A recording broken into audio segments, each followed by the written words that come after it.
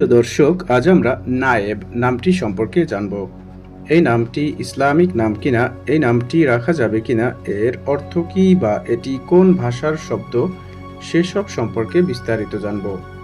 তো আসসালামু আলাইকুম দর্শক, আপনারা দেখছেন আব্দুল্লাহ ভিডি। ইসলামে সুন্দর নাম রাখার ব্যাপারে বেশ তাগিদ দেওয়া হয়েছে। মুসলিম শরীফের এক হাদিসে এসেছে, প্রত্যেক মানুষের উপর তার নামের প্রভাব পড়ে।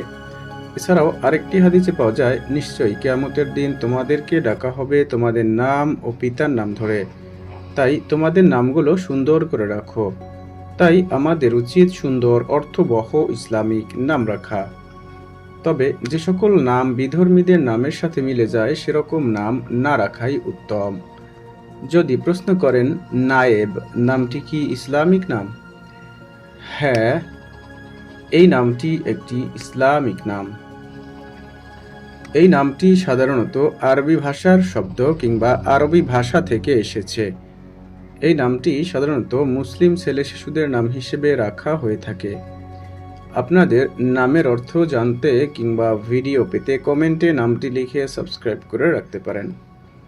নায়েব নামের অর্থ হচ্ছে স্থলাভিষিক্ত প্রতিনিধি।